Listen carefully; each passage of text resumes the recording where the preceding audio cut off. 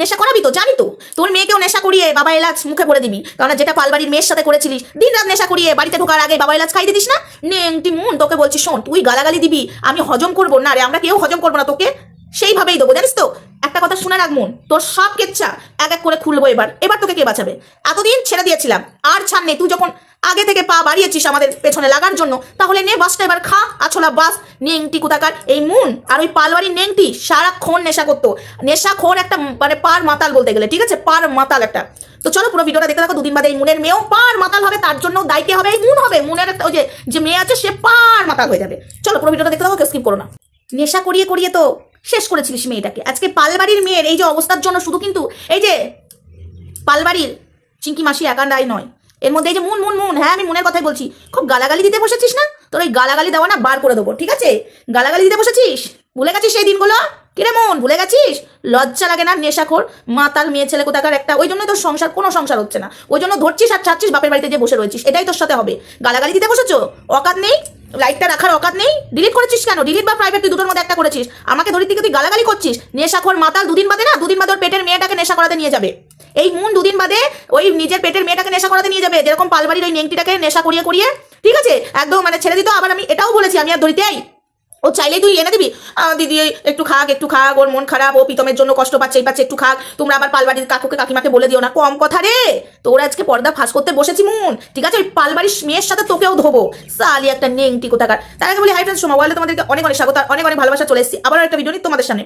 এই পালবাড়ির নেংটি, ঠিক আছে, পালবাড়ির নেংটি কতটা খারাপ তোমরা সবাই জানো। এই নেংটি আমার একের পর এক ক্ষতি করেই গেছে। তারপরেও এই নেংটিকে চেয়েছিলাম ভালো একটা জায়গা দিতে, একটা ভালো পরিবেশ, যাতে ভালো হতে পারে মেয়েটা। হ্যাঁ বন্ধুরা, ওর বাড়ির পরিবেশটা এতটাই খারাপ ছিল, সেই পরিবেশটার মধ্যে ও কি করে থাকবে সেটাও কিন্তু আমরা চেয়েছিলাম। আমাদেরকে কান্নাকাটি করতো, ঠিক আছে, কান্নাকাটি করতো। আর এই মুনের থেকে আমরা, মুন কিন্তু জানে না, এই মুনের থেকে আমরা ওকে সরাতে চেয়েছিলাম, কেননা ওর মা যদিও বা নেশা, এটা কিন্তু সত্যি কথা, হ্যাঁ ও বাইরে নেশা করে দেয়, কেউ নিয়ে এলো করে ফেলতো, এটা ঠিক কথা, কিন্তু চিঙ্কি কাকিমা চাইতো যে একটু ওখান থেকে দূরে রাখতে। কিন্তু এই যে মন আছে, হ্যাঁ মানে চিঙ্কি কাকিমাকে বলে বলে নিয়ে চলে যেত, যে আমি নিয়ে যাচ্ছি ওকে, ঠিক মতো বাড়ি ফিরাবো, ওর কষ্ট হচ্ছে, দুঃখ হচ্ছে, নিয়ে যে নেশা করিয়ে রেখে দিত।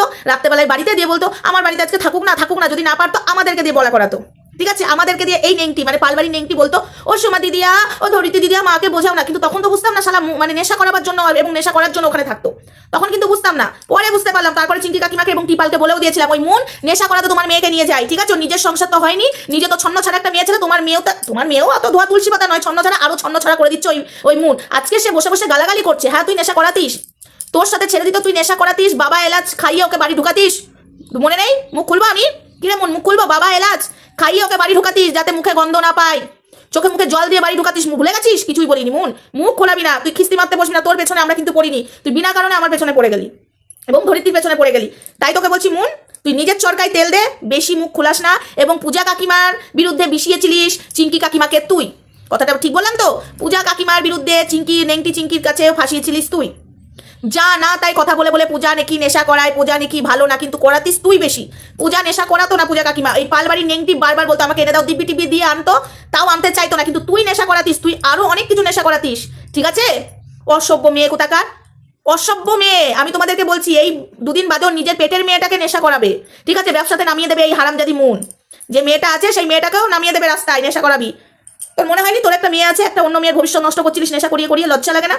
তুই আবার বড় বড় কথা বলতে বসিস, তোকে নিয়ে ভিডিও করাটাই আমার বেকার, জানিস তো? কিন্তু আমি ছেড়ে দেবো না, এই কারণে তুই আমাকে বাজে কথা বলেছিস, আমাকে আর ধরতে, তোকে তো আমি ছেড়ে দেবো না, বুঝেছিস? এক পাঞ্জাবি ছেলের ফোন নাম্বার জোগাড় করে দিয়েছিলিস, চিঙ্কি নেংটি জানে, পাঞ্জাবি ছেলে জোগাড় করে দিয়েছিলিস পালবাড়ির মেয়ের জন্য, ফোনে ভাটাবার জন্য। কিরে পাঞ্জাবি ছেলেটা তোকে বলেছিল এই একটা দেবো, ওর সাথে পটিয়ে দাও, মনে পড়ে? বলবো নাকি পুরোনো কাসন্দি ঘাটবো? আমাকে ঘাটানো করাস না, পুরোনো কাসন্দি জানোয়ার মেয়ে ছেলে কোথাকার, লজ্জা লাগে না? এই কারণে এই মেয়েটার সংসার হয়নি, এই কারণে, ঠিক আছে? এদের ক্যাটাগরিগুলো এক, এদের ক্যাটাগরিগুলো সব কটার এক। এই কারণে সংসার হয়নি, বাপের বাড়িতে এখন বসে আছে, একটা না দুটো না তিনটে সংসার হলো না, এই কারণে এই মুনের।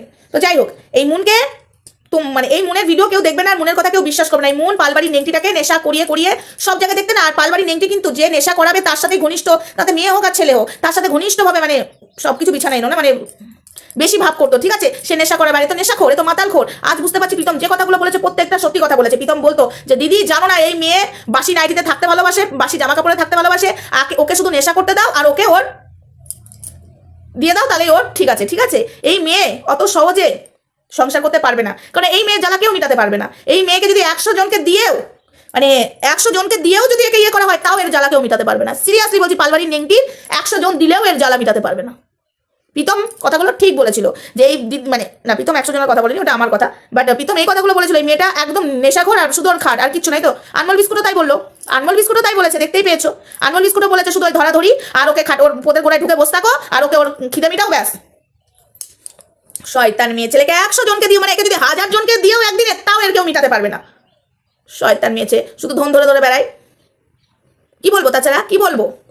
ধন সম্পত্তি খুঁজে বেড়ায়, ধন সম্পত্তি।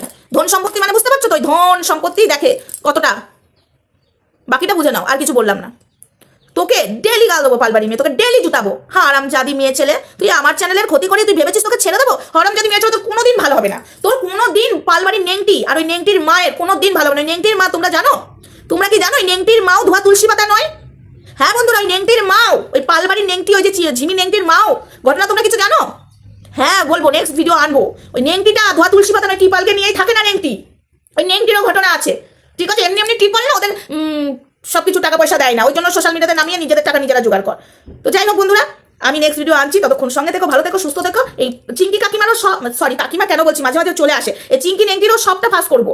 ওই জন্য আজকে মেয়েটা এরকম, মাও ন্যাংটা মেয়েও ন্যাংটা, দুটোতেই নোংরা। আর মন, তুই মুখ সামলে কথা বলি, সাবধান হয়ে যা। চলো বন্ধুরা, দেখা হচ্ছে নেক্সট ভিডিওতে।